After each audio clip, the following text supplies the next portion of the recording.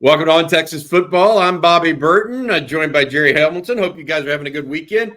It's time for a little Saturday recruiting update. There's a little calm before the storm. The Longhorns get back on the practice field tonight around 7 o'clock, we believe. Gerry, let's talk a little recruiting because this week we think is going to be big for Texas football. A couple of different announcements scheduled. We're going to go over those. But right now I want to retrace our steps a little bit. Talk about where Texas is overall. 16 total commitments, the latest being from Josiah Sharma, the big defensive lineman out of Folsom, California, ranked number 14 overall in 24/7 Sports team rankings. But this week could change some things. There are some big commitments ahead. We think Texas is in good shape in a couple of those races, so to speak. So it should be that time where Texas may move a little bit in the recruiting rankings. What do you think about that, Gerry? Yeah, for sure. I mean, look, it's a big month of August in front of Texas, and we're going to go through that list. I'm sure we'll go through that list, a number of guys. But you start August 7th coming up, just 4 days away, is Kaliq Lockett, I call him 4-star plus, meaning top 75 level kid in the country, wide receiver out of Saxe High. I think Texas has been trending there. Continues to be in a pretty good spot with Alabama, Texas A&M, LSU, and USC rounding out the 5, and FSU, the 6 in contention. He made official visits to all those. But I think he's had some tremendous conversations with Steve Sarkisian and Chris Jackson in the last 2 or 3 weeks. And we kind of been saying this. When DeCorian Moore committed to Oregon, I think Texas odds went up with Kaliq Lockett. Hey, let's take a step back because we do have that list. I want to go over with you and get your thoughts on each and every one of them. Kaliq Lockett is a great example of that, Gerry, because that's the first one up, right, that you're talking about.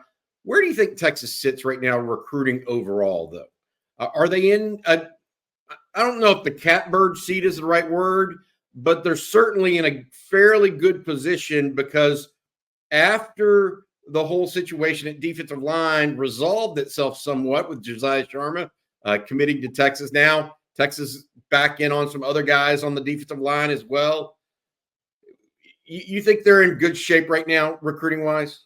I do. I think they're in good shape. I mean, look, the one thing about Steve Sarkisian, and I think after last season, maybe a lot of Texas fans thought it would just instantly change with Sark. But look, he's all about December. I think Texas is in a good position. I actually think before the first ball's kicked, Texas is going to be ranked in the top 10 in the recruiting class rankings.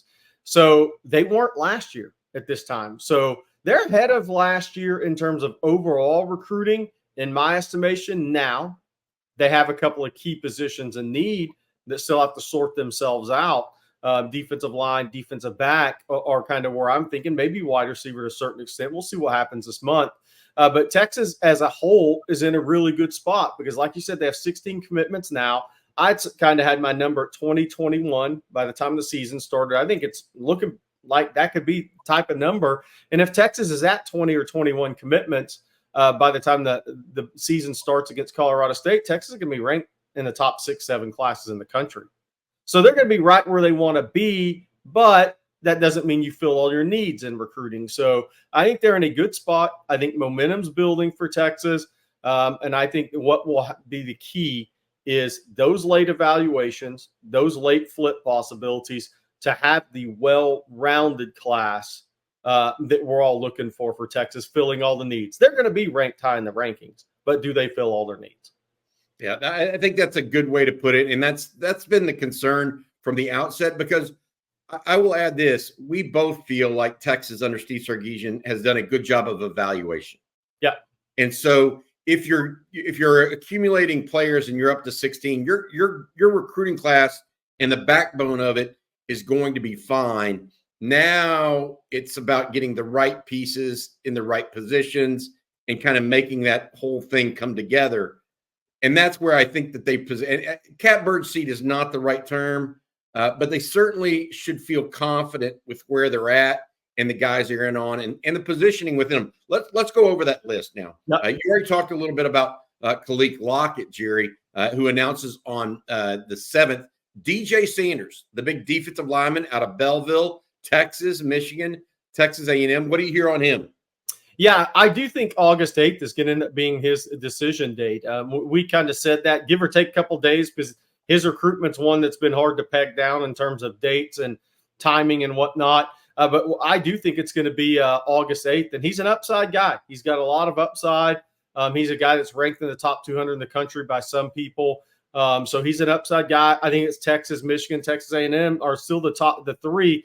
I think there's been some really good conversations with Texas around his circle. Now, DJ doesn't talk as much as a lot of other recruits do to colleges. He just he's running his own race, and his race is different in recruiting than a lot of kids nowadays.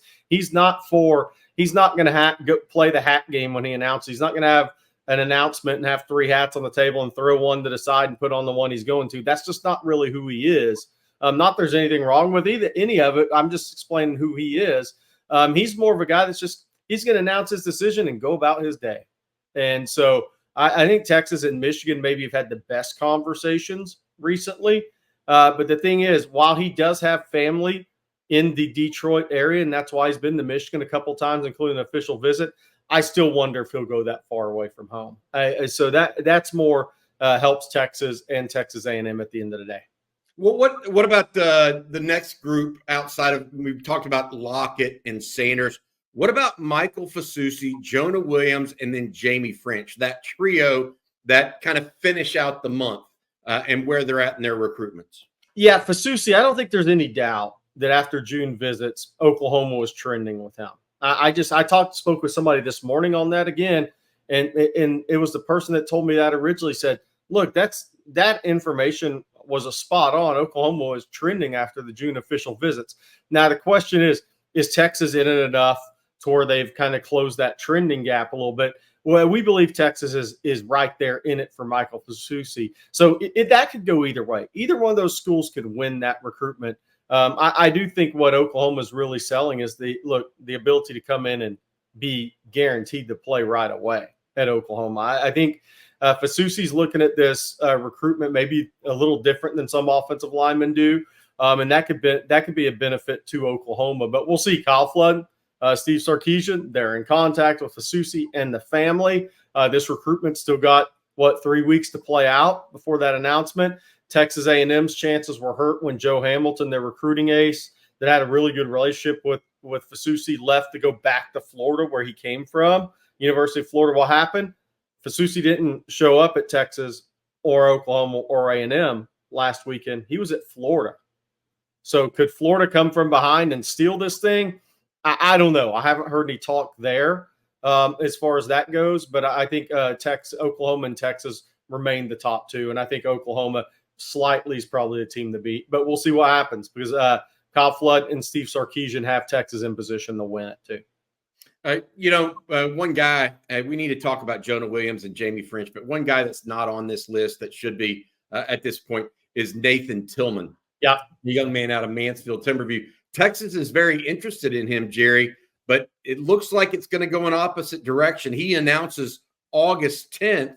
Yep. This is a safety that Texas really likes, runs a 10-700 meter, but it looks like it's going to be Utah or TCU for him. And so we did not put him up on this list, but he is announcing his decision on the 10th at his high school, I believe.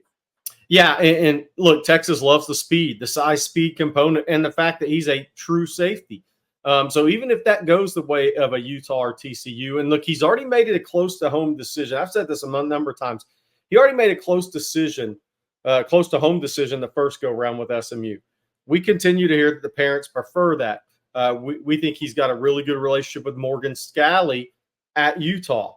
And Morgan Scalley's recruited this state successfully as a defensive coach for dang near 2 decades now, and he's the future head coach at Utah. He was named head coach in waiting, if that still is the term we use nowadays. But we do know that a couple of weeks ago that Utah was very, very, very much a player for Nathan Tillman. Do the parents kind of win out and it ends up being closer to home? At the end of the day, we're a week away. A lot of that stuff normally tightens in those last 3 or 4 days before a decision's announced. But Texas would take Nathan Tillman. Just doesn't look like it's going their way 7 days out. All right, let's look back at this list again. and the other guys. We mentioned Jonah Williams a little bit. We've talked about him before. Tell us a little bit about where Jamie French is. That's the big wide receiver Texas loves out of Jacksonville, Florida, Mandarin High School. He visited Miami recently and LSU, and you think Miami is perhaps a bigger competitor for Texas than the Tigers over in Baton Rouge? Yeah, look, he's got a lot of family that lives in the Baton Rouge area. I don't think that's where this is headed. I think Texas and Miami is where this decision's coming down to. And what's interesting is Texas has been a leader for a while. And I was wondering, talked about it on Coffee and Football or the shows, who would be that main competition for Texas? Somebody always rises up to be the competition at the end. These recruitments are never easy.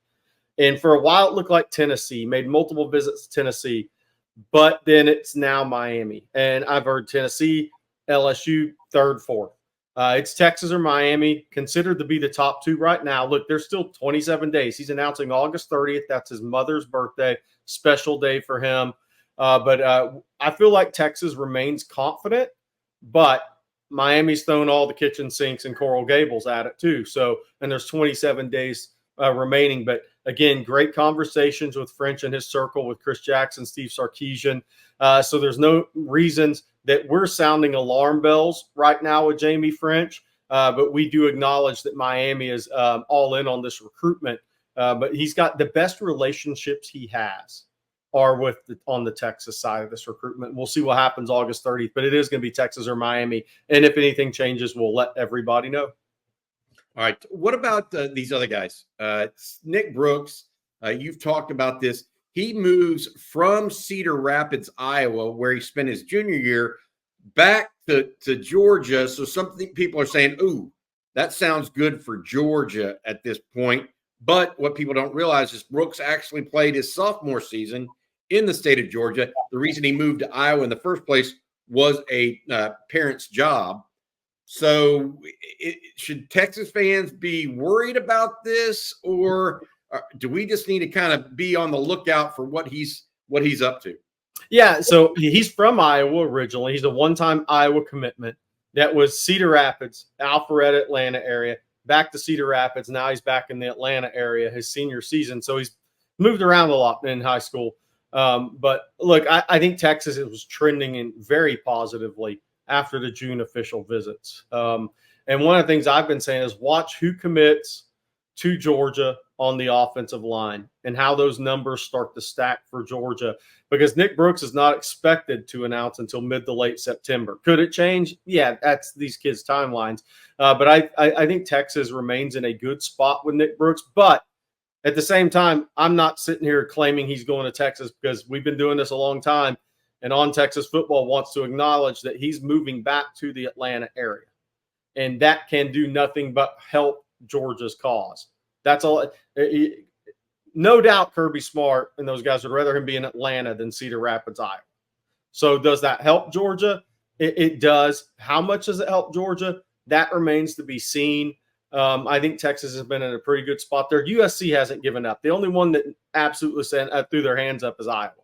They knew they were out when they didn't get a June official visit. But I think the communication, again, I'm going to use that term, has been really strong with the Texas staff since the official visit. And that hasn't changed since he relocated back to Atlanta. Another Atlanta area guy, you said watch what other guys do. Another highly rated Atlanta area offensive line target, Josh Petty, just committed to Georgia Tech. Yeah. Does that have any bearing, you think, or is it a little bit different? No, that's one that I think his recruitment was different. I think, though, when you look at Georgia, and I'm bringing them up right now because this is Juan Gaston committed to Georgia yesterday. Okay. That's one I was watching. Texas offered him. He was out of Atlanta Westlake, same high school as Cam Newton, but he committed to Georgia. So that was a big one because him and Nick Brooks are very similar.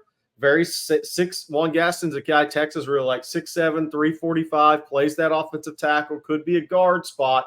So that was another offensive line commitment for Georgia. So when we're looking at the Georgia class, then you kind of got to look at that. And that was one I was really looking at. is what was Juan Gaston going to do? Because they have Cortez Smith from Parkview and Lilburn. They're committed as well. So then they have Mason Short, offensive lineman from Evans, Georgia, committed as well in that class. So Georgia's offensive line class, and they have Dontrell Glover, another guard from Fairburn, committed on the offensive line class. So they have they have 4 offensive line commitments too now, just like Texas did. And Georgia's got another couple of guys on the board. So the Juan Gaston commitment is the one I was kind of waiting on. He did go to Georgia, so we'll see what happens with Nick Brooks. But I think if you're a Texas fan, you should be cautiously optimistic as well. Let's finish up talking about these other 3 guys here. Michael Terry, Aiden Anding, Madden Faremo. Where does Texas stand? And how are they? I know we got TBD listed here, Jerry, to be determined. What are you hearing behind the scenes on timelines, potentially on them as well? Yeah, Michael Terry's kind of gone back and forth. It looked like it could be I'll just announce at the Adidas game, sign in December, announce at the game, which very few guys actually do that now. So then it could move to August, maybe September, October. So it's really anywhere with Michael Terry. He just returned from a unofficial visit in Nebraska. Everything I'm hearing is Texas, Nebraska, maybe the top 2 there. Oregon may just be too far from home, too difficult to get to for the family. But we will say, look, we're in the NIL day and age, so we'll wait till we hear that again. But I think that there's at least 3 people close to that recruitment that prefer close to home. And that close to home would be Texas over Texas A&M. So we'll see what happens. I think there's reason, again, cautiously optimistic for Texas fans, kind of like Nick Brooks' recruitment, but he did just get back from Nebraska. And for me to say Nebraska's all in might be an understatement. And they're telling him wide receiver all the way. I think Texas is saying, we'll give you a shot at wide receiver. You're an athlete. It's up to you to make it work. Then we'll figure it out if that's not where you're at. Aiden Anding coming off the visit to LSU. That was an unofficial. LSU still has an official visit in that back pocket. Their main message to him was, we want you to come back for a game this season. They just want to keep recruiting Aiden Anding at LSU because they know that late offer. That's kind of hard to work around really quickly for LSU. Arkansas has done a really good job in that recruitment, by the way. They've done a really good job, that entire defensive staff, with Aiden Anding out of Ruston, not that far from Fayetteville. And I think Texas has done a really good job as well. Steve Sarkisian and Terry Joseph both spoke with Anding after the LSU unofficial visit. I do think he wants to decide before his senior season begins. Ruston's already started practice, by the way.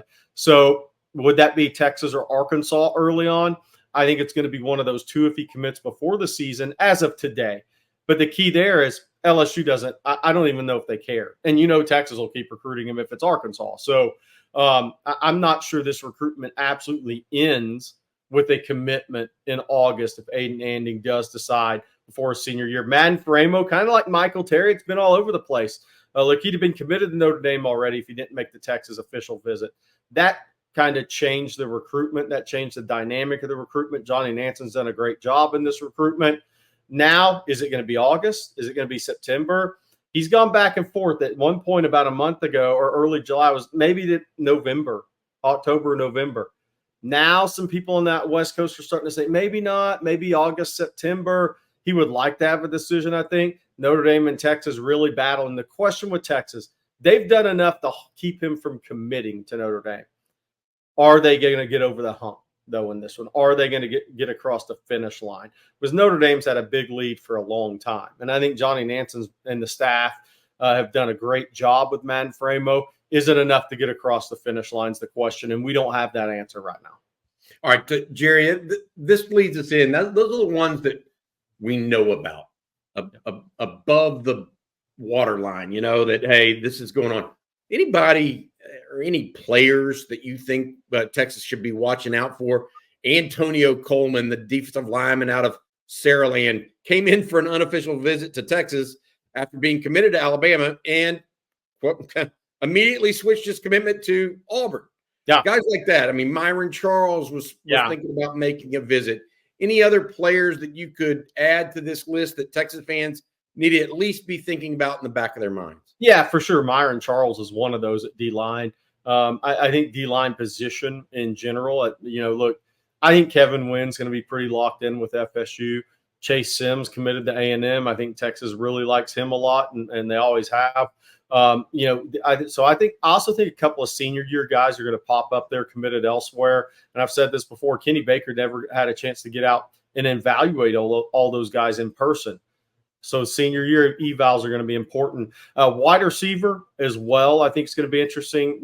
Texas will stay in contact with Dallas Wilson out of Tampa Tech. They'll probably remain in contact with DeCorian Moore and Kelshawn Johnson. I think if Lockett and French go Texas way, and we're playing the if game, then the need for slot speedy wide receiver remains. And I do think that's something that Texas will continue to recruit in this class. Who that will be, could a new name emerge? We'll see. Aaron Butler emerged late last year in the class. He signed with Texas without even taking an official visit. So it may just not be the guys that have been on the board.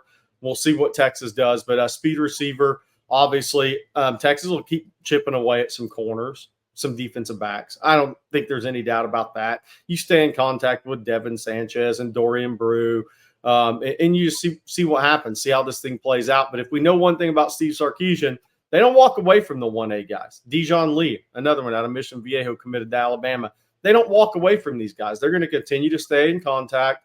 They're going to continue to recruit them. You never know. Some of those guys could pop up in Austin this season for a game. I can tell you this. Texas has a great opportunity this year to get kids on campus for games late in the season. Yeah. Headed into a December 4th signing day. Georgia, that's already popular behind the scenes. Kids are going to want to come to the Texas-Georgia game in Austin, and Florida. There's going to be a couple opportunities there for Texas to get some targets, some late targets, some guys committed elsewhere on campus to see Texas at their biggest, best, and brightest. Yeah, big games there later in the season helped that quite a bit. It was a problem when in the Big 12 when late season games were Baylor or Kansas. I mean, one year last year was BYU, it's Kansas State. It's just not the same. Yeah, it's just not. Even though Kansas State was a tremendous game, the allure of attracting marquee names is a little bit more difficult. I get that, and it's a good point. Not well thought of there, or not well thought out by some folks. But that's a really good point, Jerry. All right, that's going to do it for the recruiting update here on the recruiting trail on Texas football. For Gerry Hamilton, I'm Bobby Burton. I hope you guys keep enjoying your weekend. Welcome.